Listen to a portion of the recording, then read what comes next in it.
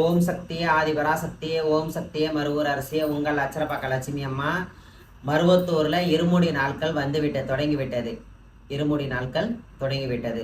மக்கள் நாடு கடந்து கடல் கடந்து உலகம் கடந்து ஆகிய மாநிலங்கள்லேருந்து நாட்டிலேருந்து அந்த மருவத்தூரால் வணங்கிட்டு இருக்கிறீங்க.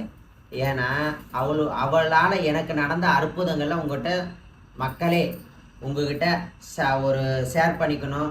என் மனசில் இருக்கிறத உங்கள்கிட்ட கொட்டணும். எனக்கு ரொம்ப நாள் ஆசை. என் குறுகிய வயசில் நான் திருநங்கையான அந்த நேரத்தில் ஒரு 18-16 வயசு இருக்கும் எனக்கு. அப்போது நான் யாசகம் எடுக்க தான் அப்போ போயிட்டுருப்பேன். அப்போ ஆன்மீகத்தில் எனக்கு பற்றே கிடையாது. அப்பத்தில் மருவத்தூர் தாண்டி தான் இங்கே ஒரு யாசகம் எடுக்க வருவேன் நான். அப்போ எங்களை மருவத்தூரை மட்டும்தான் என் கண்ணுக்கு தெரிவா. அப்பையில் கையெடுத்து கூட கும்பிட மாட்டேன் அந்த அம்மாவை. நான் வருவேன் போவேன், மருவத்தூர் இருக்குது அது மட்டும் தான் பார்த்துட்டு இருப்பேன் நான். அதை மட்டும் பார்த்துட்டு போவேன், யாசகம் எடுப்பேன், வந்துக்கிட்டே இருப்பேன். அப்போ யாசகம் எடுக்கிறப்போ ஒரு இரவு 12 மணிக்கு எங்கள் வீட்டில் ஒரு தீய சக்தி, நான் 12 மணிக்கு படுக்கிறேன், ஒரு தீய சக்தி ஒரு பிரியாணி வாங்கிட்டு வச்சு சாப்பிட்டுட்டு மிச்சத்தை வச்சுட்டு அதை பிரியாணி அதோட கை கழுவிட்டு பக்கத்தில் படுத்துட்டேன். நான் கட்டில் படுத்துருக்கிறேன். அந்த கட்டில் படுக்கையில் அங்கே ஹவுஸ் ஓனரோட பையன் இருந்தது எனக்கு தெரியவே தெரியாது. அதை பெருசாகவே எடுத்துக்கல. அப்போ தான் ஆன்மீக பற்றும் கிடையாது. மற்ற இதை பற்றி நான் அதை பற்றி யோசிக்க வேண்டிய வேலை என்ன, அதை பற்றி கேட்க வேண்டிய வேலை என்ன. நான் அவர் இறந்து 2 வருஷம் இருக்குமா. அப்போ நான் அந்த வீட்டில் தான் போய் வாடகைக்கு இருக்கிறேன். இருக்கையில் நான் யாசகம் எடுக்கிற போகிற தினத்தில் தெய்வத்தை பற்றி நான் ஒன்றுமே அதை பற்றே கிடையாது எனக்கு. ஆன்மீகத்திலே பூரில் நான் ஆன்மீகத்திலே என்னன்னே தெரியாத இருந்தேன் நான். அப்போ இங்கே முதல் எங்கள் அம்மா ஆதிபராசக்தி அற்புதத்தை நடத்தினா. இப்போ எனக்கு சொல்லவுமே எனக்கு உடம்பெல்லாம் புல்லரிக்கு, என் மனசு அப்படியே உருகுது. அம்மா அந்த ஆதிபராசக்தி அவள் திரு உருவத்தை என்கிட்ட காட்டினான். ஒரு குழந்தை ரோகமாக என்னை காட்டினான். தீய சக்தி என்னை அமுக்குது, என்னை கை காலெல்லாம் என்ன பண்ணுது, என் மூச்சை அடக்கிற மாதிரி பண்ணுது, என் மூச்சை முட்டுற மாதிரி என் கழுத்தை பிடிச்சி நெரிச்சு.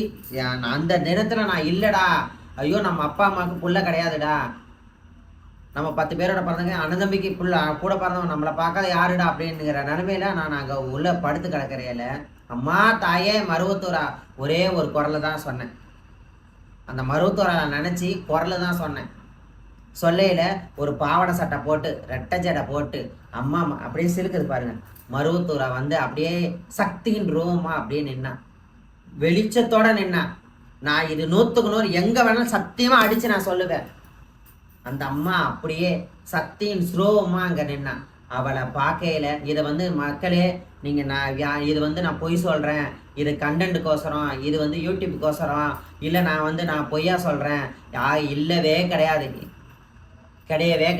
மக்களே நான் நடந்த விஷயத்தை நான் அற்புதங்கள் தான் நான் சொல்லியிருக்கிறேன்.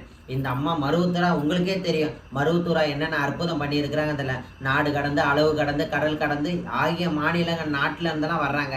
அந்த அம்மாவுடைய சக்தி தெரியாமல் வரல. எனக்கு நடந்த சக்தியே அம்மா. நான் அந்த நேரத்தில் தெய்வத்தையே வணங்காத நேரத்தில் கடவுளே இல்லைன்னு சொன்ன ஒரு காலம் இப்போ தெய்வமே கதின்னு கிடக்கிறேன். அம்மாவுடைய சரணாகதி காலடியில் தான் இருக்கிறேன். 4 மணிக்கு போனாலும் 10 மணி வரைக்கும் அந்த அம்மா பாதத்தில் தான் இருக்கிறேன். ஏன்னா எனக்கு செஞ்ச உயிர் பிச்சை போட்டிருக்க அம்மா. எங்கள் அம்மா ஒரு உயிரை தோணினாலும் எங்கள் அம்மா மருவத்தூரா என் உயிர் பிச்சையை கொடுத்துருக்குறேன். அந்த அம்மா கால் கீழே தான் இருக்கிற 10 மணி வரைக்கும். நீங்கள் வந்தீங்கன்னா நாங்கள் பார்க்கலாம். அதே மாதிரி சக்திங்களே எனக்கு அந்த அம்மா வரையில அதுக்கப்புறம் தான் எனக்கு மூச்சு விட்டுச்சு. அதுக்கப்புறம் தான் அங்கே போய் ஹவுஸ் ஓனர்கிட்ட சொல்கிறேன். அப்புறம் தான் சொல்கிறாங்க அம்மா என் புள்ள அங்கே தான் தூக்கு போட்டு செத்தாம்மா. அந்த ஃபோட்டோவில் உள்ள பையனை நான் பார்த்ததே கிடையாது. ஆனால் என் நேச்சரெலாம் என் மேலே ஏறி என் கழுத்தை பிடிச்சி என்னை மூச்சு அடக்கிற வச்சது அவன் தான் சொன்னேன். அப்புறம் இதான் எங்கள் பையன் ஃபோட்டோ திருப்பி காட்டினாங்க என்கிட்ட.